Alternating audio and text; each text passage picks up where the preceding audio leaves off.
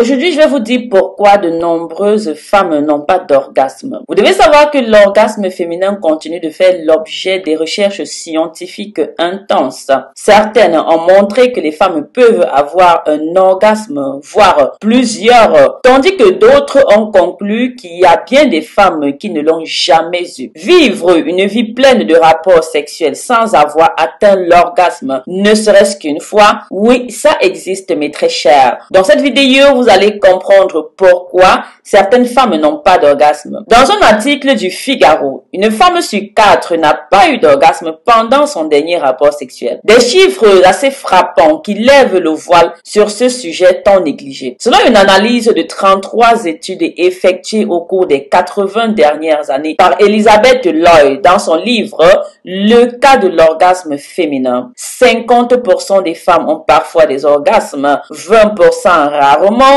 et 5% jamais. Voici quelques raisons. Bienvenue sur votre plateforme verte et bio, Marie-Denis Coach, toujours pour vous apporter des informations dans tous les domaines, en particulier dans le domaine des imperfections de la peau. Alors, si jamais vous êtes nouveau ou nouvelle, n'hésitez pas, abonnez-vous, rejoignez cette belle communauté, activez toutes les notifications, comme ça vous êtes sûr de toujours recevoir toutes nos publications en temps et en heure. Déjà que ici nous traitons de la beauté, des imperfections cutanées, cela dit, si vous avez une peau abîmée, si vous voulez simplement prendre soin d'elle, si vous voulez qu'elle brille, si vous avez abîmé votre peau avec les produits forts, n'hésitez pas. Dites-vous d'être chanceuse ou alors d'être chanceux parce qu'il y a des hommes qui me contactent, d'être tombé sur la chaîne de Marie-Denis, d'avoir la chance de me parler parce que je vous garantis des résultats avec mes produits. Si jamais vous voulez des astuces naturelles dans le verre, votre santé, votre pharmacie à domicile, c'est ici. Alors vous êtes au bon endroit au bon moment, mes très chers. Abonnez-vous, activez toutes les notifications pour pas que vous oubliez, je le redis encore. Aussi, n'hésitez pas à jeter un coup d'œil sur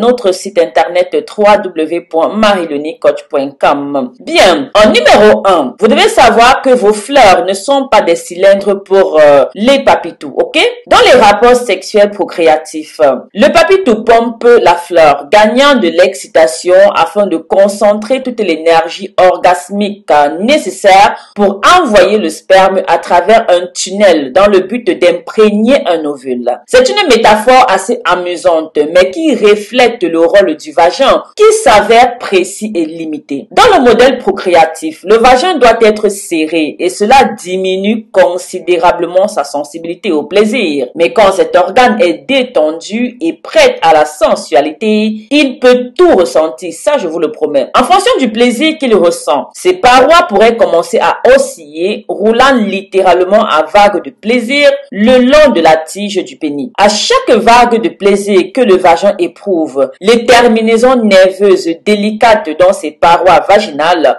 envoient des ondes de plaisir dans tout son corps. La femme ressentira ce flux orgasmique jusqu'au bout de ses doigts et au sommet de sa tête. Son partenaire doit simplement rester en contact avec elle et ils peuvent chevaucher ensemble cette incroyable vague orgasmique. En numéro 2, votre cœur doit être ouvert. Nous sommes des créatures magnétiques, ok? Dans de nombreuses écoles de tantra, nous apprenons que le cœur de la femme est son pôle positif et que son vagin est le pôle négatif. Le pôle positif donne et le pôle négatif reçoit. C'est l'inverse chez l'homme, d'où le flux d'énergie circulaire qui est possible dans les rapports sexuels. Du coup, si vous voulez que le pôle négatif soit activé, vous devez stimuler le pôle positif. Cette action peut être réalisée de différentes façons, entre autres en caressant le corps de manière douce et agréable. Mais le meilleur moyen, s'il vous plaît, de stimuler son pôle positif est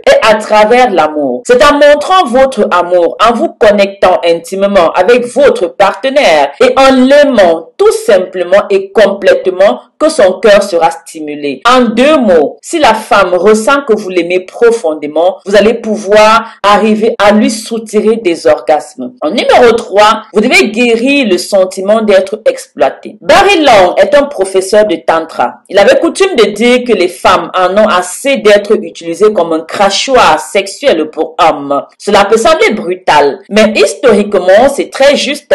Le rôle des femmes était de s'occuper de la maison et des enfants, et quand Quand il s'agissait de la relation sexuelle, elle n'avait pas le droit de dire non. C'était une obligation. Elle partait se coucher, monsieur montait et puis le travail était fait. Seule la révolution sexuelle de la fin des années 60, exactement en mai 68, a véritablement généralisé le fait que les femmes puissent profiter du sexe et avoir des orgasmes. Les débris de cette époque vivent encore en nous sous forme de peur et de traumatisme. Moi, j'ai eu des dames qui m'ont contacté parce qu'elles ne pouvaient pas dire leur ressenti, elles ne pouvaient pas parler à leur mari du fait que ceux-ci faisaient le sexe mais ne faisaient pas de l'amour. Peut-être chez certaines femmes, c'est la coutume où elles n'ont rien à dire. Moi, j'ai eu des dames comme ça quand j'étais au Cameroun. Quand elles partaient au restaurant avec leur mari, elles n'avaient pas le droit d'afficher complètement leur visage. Ça, c'est un numéro 1. Elles n'avaient pas le droit de boire certaines boissons. Je sais pas trop. Bref, il y avait des restrictions. Dans d'autres coutumes, encore jusqu'aujourd'hui, on a cela, des restrictions jusqu'au niveau des rapports sexuels.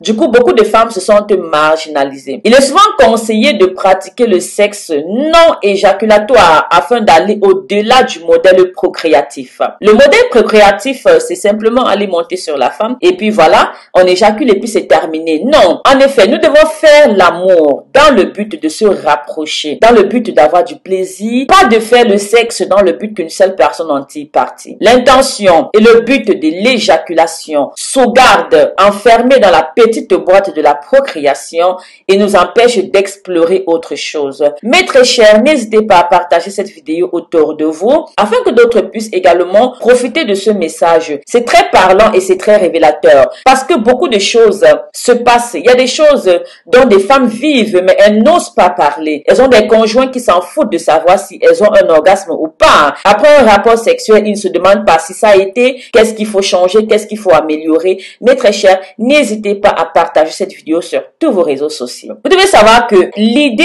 est d'être juste aimé, de se toucher sensuellement pour le simple plaisir de se rapprocher et de se sentir désiré. C'est très important dans une relation sentimentale dans les couples. Mais la dernière chose également que vous devez savoir, c'est que les choses ont changé. Aujourd'hui, nous avons des droits, une liberté et un choix que nos grands-parents n'auraient pas pu imaginer avoir. Nous comprenons de plus en plus notre corps. Nous apprenons à explorer les parties divines et infinies de nous-mêmes. Et nous faisons l'amour pour s'aimer naturellement. Et à mesure que les femmes apprennent à vivre de cette manière, elles ne poursuivront plus l'orgasme. Elles ne s'inquiéteront plus d'avoir ou pas un orgasme. Elles seront simplement orgasmiques toute la journée et éternellement dans leur chambre à coucher. Vous devez savoir qu'il y a des femmes qui ont des orgasmes particuliers. La façon dont X obtiendra un orgasme n'est pas la même façon que Y obtiendra un orgasme. Alors les hommes doivent simplement apprendre à connaître leur partenaire, qu'est-ce qui leur font plaisir et agir en conséquence. C'était Marie-Lonique, coach, pour vous partager une vidéo assez idyllique. J'espère qu'elle vous plaira. N'hésitez pas, mentionnez-nous en commentaire. Est-ce que vous vivez une relation pleinement satisfaite, une relation sexuellement satisfaite avec votre conjoint, votre partenaire? Est-ce qu'il vous fait plaisir comme vous le voulez? Est-ce que vous avez peur de lui parler de votre ressenti? Est-ce que vous parlez à cœur ouvert? N'hésitez pas, mentionnez-nous en commentaire. Cela fera plaisir de savoir quelles sont les diversités de la communauté Marie-Lonique Coach. Abonnez-vous. N'hésitez pas si vous avez des problèmes de peau. Contactez-moi. Bisous, bisous.